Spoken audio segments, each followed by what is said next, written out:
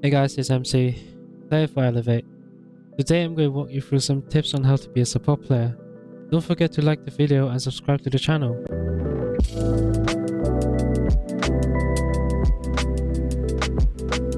As a support player on attack, you need to breach open reinforced walls. You can choose Thermite, where it pretty much destroys the whole wall, or you can choose Hibana, where you could open up the wall from long distance, with the flexibility of choosing 2, 4 or 6 pallets. But the size of the bridge will be relatively smaller if you compare it to the other hard bridges. Or you can choose Ace, where you could open up the wall from medium distance with medium sized bridge.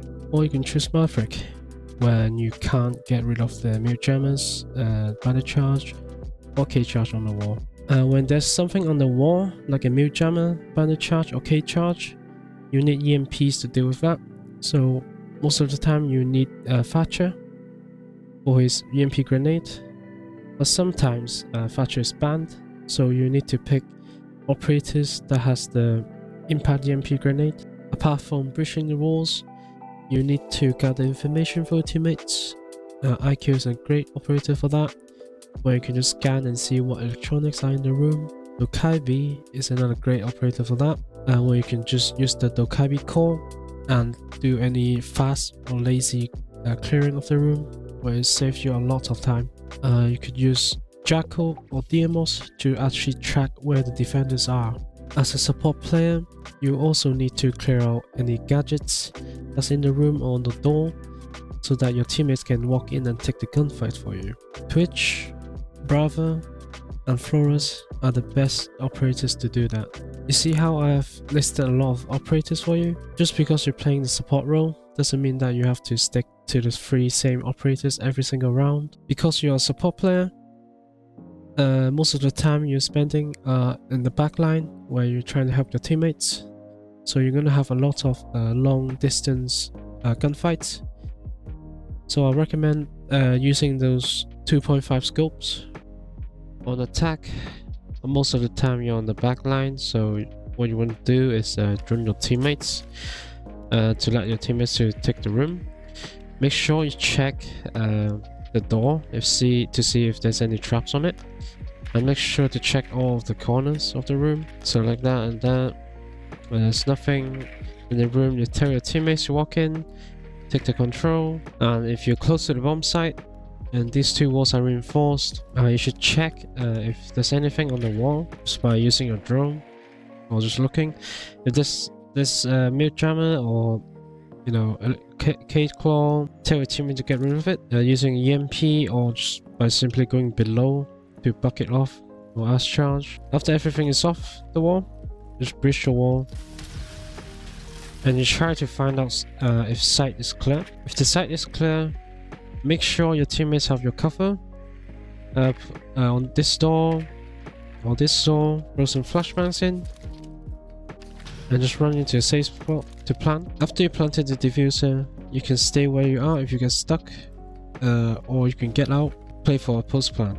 In post plants, make sure you're communicating with your teammates on what you're holding, and make sure you know that what your teammates are holding as well, so you know all the angles are being held, and you'll most likely win the post plant. And the most important thing as a support player is that do not die before you've done your job. For example, if you're a hard breacher, don't die before you open up the most important walls. Or for example, you're a Thatcher, don't die before you use your EMPs.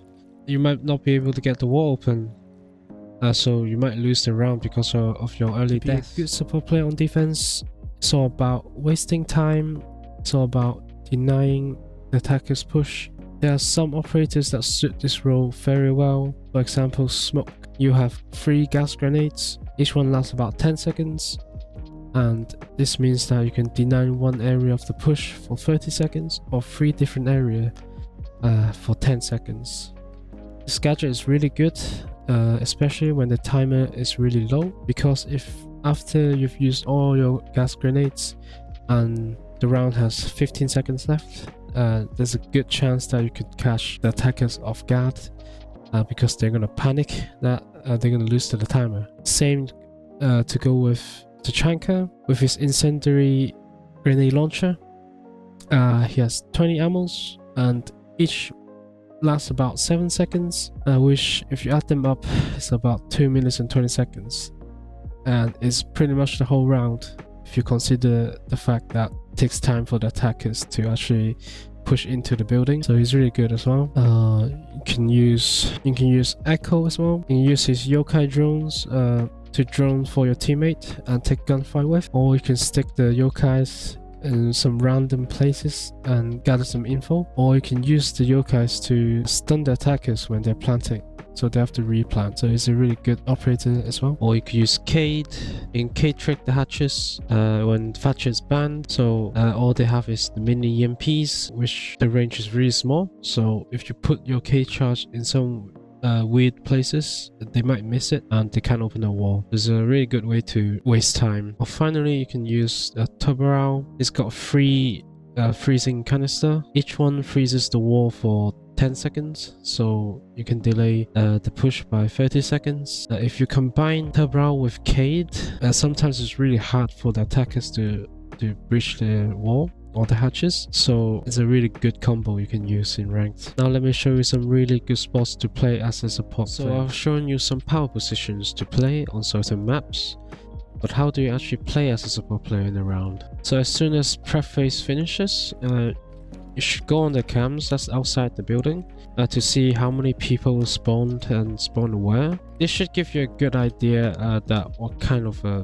push that attackers are trying to. And for example, if they didn't shoot the outside cam that's near you, in this case construction, you could tell that it's a frontside push. If there's no pressure near you, could help your teammates. What do I mean by pressure?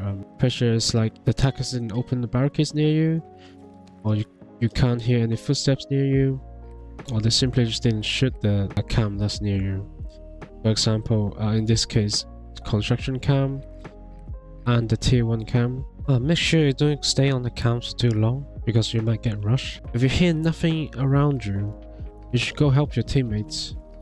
For example, if your teammates are stuck in this T2 stairs and there's a guy coming in from this door or that door, you could go up the tower stairs to try to help him to get back to site, or just to simply fight him.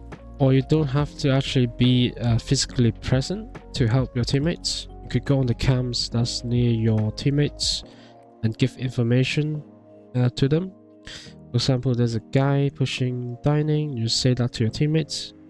Or there's a guy pushing shower 90, something like that. You don't actually have to go near your teammates to help them. In mid-round, when the attackers are actually pushing you, you should play aggressive, but make sure you don't die for it. Play aggressive, you can deny information. You shoot drones, or you just show your presence with a shotgun, and they will be scared to push you for at least 10 seconds. So it's a good way of wasting time. Make sure don't die for it.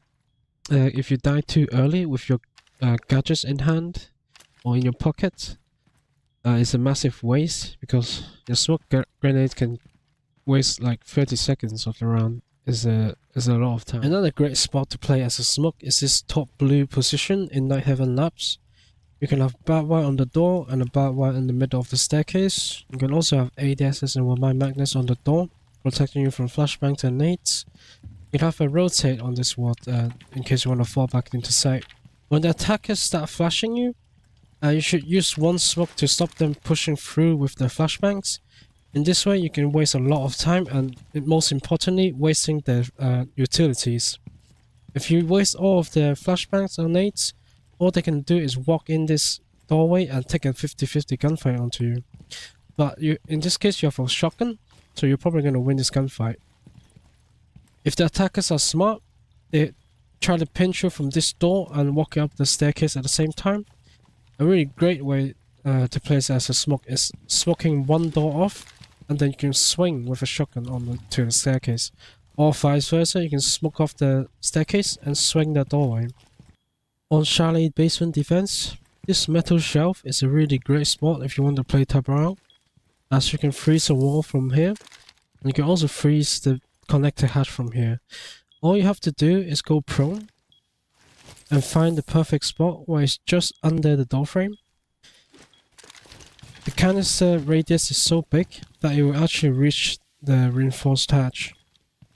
This is really easy to throw, especially with the new update comes out, where you can see the trajectory of your grenades. Even if the wall is open, you have ACOG and a DMR to pick it. If they decide to ignore you, and they start planting behind this green bin, you can actually just see for it from here. It will kill anyone within this radius. All you have to be careful is this blue stairs walking down. You should have a teammate in this corner on the corridor to hold the blue stairs for you. Otherwise, this is a really good spot. That's it for this video. Follow me and Elevate on socials. They'll be in the descriptions below. Comment and let us know what else you want to see.